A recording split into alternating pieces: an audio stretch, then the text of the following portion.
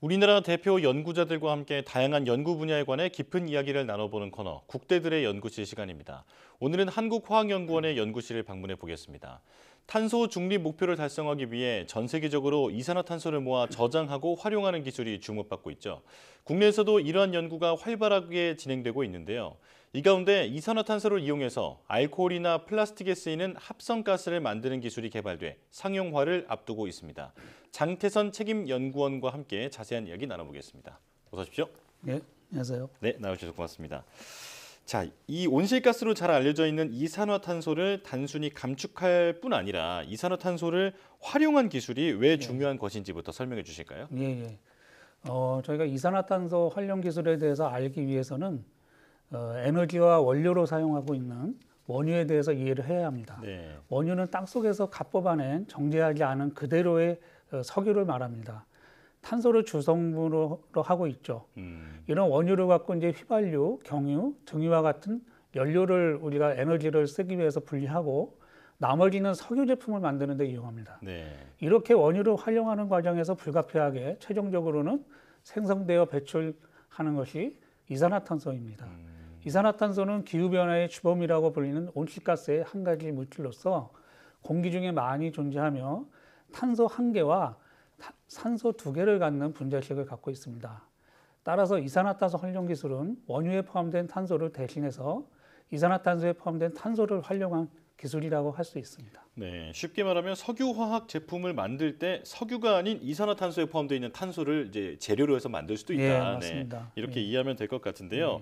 자, 그런데 너무 좋은 기술인 것 같은데 이런 기술들이 그동안 상용화되지 못했던 걸림돌은 뭐였을까요? 크게 보면은 세 가지로 말씀드릴 수 있을 것 같습니다. 네. 첫 번째는 이제 시기적인 문제인데요. 기후 변화에 대한 문제점이 대두된 것은 1990년대 초였지만 네네. 많은 국가들이 이제 합의를 해서 방향성을 정할 시기는 2010년대 중반이라고 할 수 있습니다. 선제적으로 대응한 일부의 유럽 국가들 외에는 상용화가 되지 않고 있습니다. 네. 두 번째는 경제성과 감축 효과 문제입니다. 다양한 기술이 부족하고요. 기존 산업에 적용하면 전체적인 어떤 그 밸류 체인에 영향을 줄 수 있기 때문에 경제성과 감축 효과에 대한 확신이 없어서 선뜻 실행하기가 어려운 상황입니다. 세 번째는 이제 법 제도 문제인데요. 아직까지 이산화탄소로 활용한 제품은 폐기물로 분류되고 있습니다. 네. 또 온실가스가 얼마나 어떻게 감축되었는지 감축과 제품에 대한 인증에 대한 방법론이 부족한 상황입니다. 현재 국회에 발의되어 있는 관련 법안이 순조롭게 통과되길 기다리고 있습니다. 네. 기술과 제도 모두 개선이 필요한 상황이다. 네, 이렇게 이해하면 될 것 네. 같은데요. 그렇다면 박사님께서 연구하고 계신 이산화탄소 활용 기술은 어떤 네. 건지 이제 자세히 설명해 주실까요? 예, 제가 개발하고 있는 기술은 간단히 말씀드리면 석유화학 산업에서 지난 100년 동안 개발하고자 했던 이산화탄소를 활용한 건식계질 기술이라고 합니다. 네. 즉 이산화탄소와 메탄을 반응시켜서 합성가스를 제조하는 기술로 석유화학 산업에서 온실가스를 감축함과 동시에 플랫폼 화합물이라고 불리는 합성가스를 제조하는 기술이라고 생각하시면 됩니다. 네. 수소와 일산화탄소로 이루어진 합성가스는 암모니아, 알코올, 플라스틱 등 다양한 화학제품에 필수적으로 사용되는 핵심 원료지만 기존의 기술들은 모두 온실가스를 대량으로 배출하는 문제점이 있습니다. 네. 개발한 기술은 기존 기술과 대비해서 온실가스를 획기적으로 줄일 수 있는 온실가스 감축형 합성가스 제조 기술이라고 할 수 있으며 석유화학 산업의 패러다임을 바꿀 수 있는 세계적인 기술이라고 평가받고 있습니다. 예, 설명을 들으니까 더 궁금해지는데 네. 구체적으로 어떤 원리의 기술인가요? 예, 조금 더 기술적으로 설명드리면 석유화학, 정유, 제철, 시멘트 산업 등에서 배출되거나 공장 내 라인에서 움직이는 네. 이산화탄소를 원료로 촉매 반응을 통해서 안정적으로 수소와 일산화탄소가 혼합된 합성가스를 만드는 기술입니다. 네. 부반응을 억제하면서 반응에 안정적인 역할을 하는 촉매를 확보했고 공정이 개발되었습니다. 이 기술로 제조된 합성가스는 석유화학 산업에서 중간 원료로 사용하고 있어서 이미 시장을 형성하고 있습니다. 이 기술을 기존 공정에 적용하면 석유화학 생산 공정을 그대로 사용하여 최종적으로 온실가스 감축형 화학 제품을 만들 수 있다는 장점이 있습니다. 아, 그렇군요. 그러니까 이산화탄소를 이용해서 뭐 어떤 제품을 만든다기보다는 네. 그 원료 물질을 생산하는 거잖아요. 네, 예. 네, 이렇게 하면 어떤 의미가 있을까요? 이산화탄소를 가지고 직접 활용해서 기존 시장에 존재하는 특정 제품을 만들 수는 있습니다. 네. 그렇지만 대부분 기술 수준이 낮다고 평가하고 있습니다.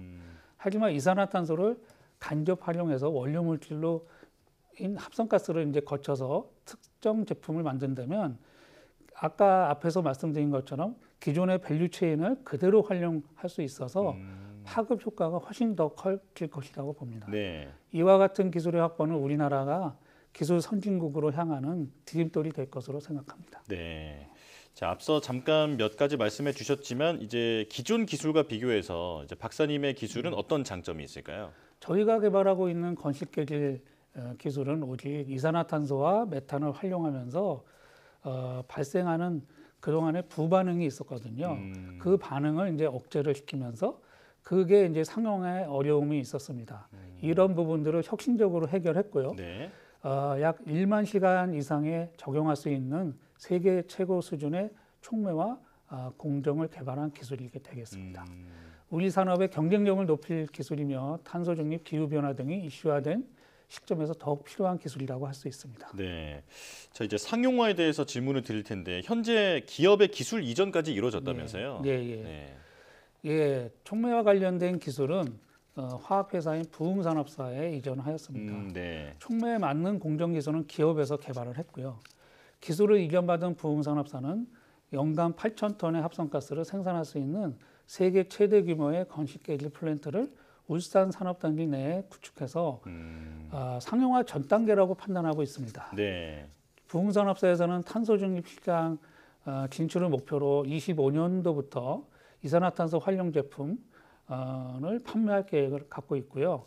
이외에도 제조된 합성가스를 활용해서 초산, 메탄올, 카보네이트 등과 같은 기존 화학 원료를 대체하는 등 다양한 분야에 응용하기 위한 준비도 하고 있고 예. 추후 플랜트 수출까지도 고려하고 있습니다. 네.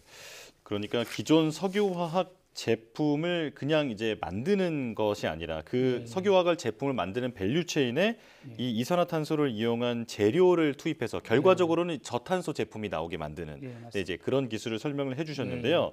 자, 마지막 질문으로 가겠습니다. 개발하신 기술의 상용화가 머지 않은 것 같은데 앞으로 남아 있는 과제는 뭐가 있을까요? 개발한 건식계질 기술이 기존 산업에 빨리 스며들어서 사용될 수 있도록 하는 것이 최종 목표라고 생각합니다. 네. 당장 유럽연합에서 추진하고 있는 탄소국경 조정세와 같은 제도로 인해서 모든 산업이 위기라고 하지만 오히려 기회로 삼아서 국제적으로는 탄소 중립, 기후 변화 그리고 국가적으로는 관련 산업이 발전할 수 있도록 기여하고 싶습니다. 네. 자, 유엔에서도 우리나라를 기후 악당으로 분류를 했다고 하는데 이런 오명을 우리나라가 벗는데 많은 도움이 되기를 바라겠습니다. 한국화학연구원 장태선 책임연구원과 함께했습니다. 고맙습니다. 감사합니다.